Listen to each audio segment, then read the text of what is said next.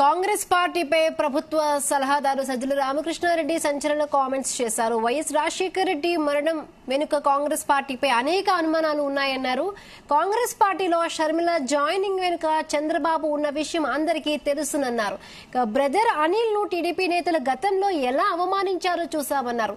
ఇప్పుడు మాత్రం ఆయన పక్కన నిలబడి నేతలు ఫోటోలు దిగుతున్నారని ఎద్దేవా చేశారు. కాంగ్రెస్ దీంట్లోకి ఇది పెట్టుకుని ఆ రోజు తెలుగుదేశం కాంగ్రెస్ కలిసే కడపలో జగన్మోహన్ రెడ్డి గారిని మా పార్టీని మొగ్గలోనే తుంచాలని ట్రై చేశారు.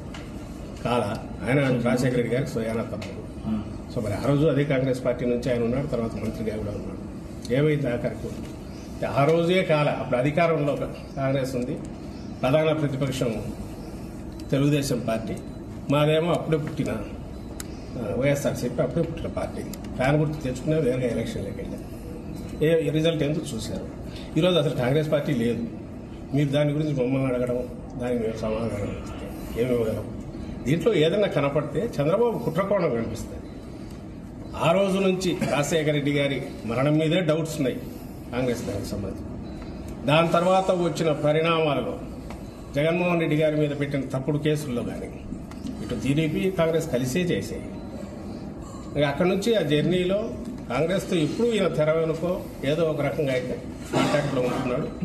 ఇప్పుడు కొత్తగా దానికి మళ్ళీ ఇంత జీవం పోసి జగన్మోహన్ రెడ్డి గారి దుమ్ము ఎత్తిపోయించడం ఎట్లా, లేదా ఏదైనా ఓటు ఏదైనా ఉంటే కొంచెం లాగ్గలమా అనే ఒక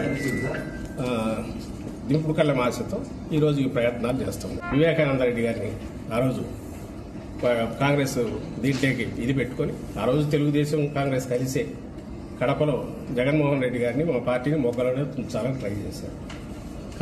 ఆయన రాజశేఖర రెడ్డి గారికి స్వయానా తప్పదు. సో మరి ఆ రోజు అదే కాంగ్రెస్ పార్టీ నుంచి ఆయన ఉన్నాడు, తర్వాత మంత్రిగా కూడా ఉన్నాడు. ఏమైంది ఆఖరికి ఆ రోజే అప్పుడు అధికారంలో కాంగ్రెస్ ఉంది, ప్రధాన ప్రతిపక్షం తెలుగుదేశం పార్టీ, మాదేమో అప్పుడే పుట్టిన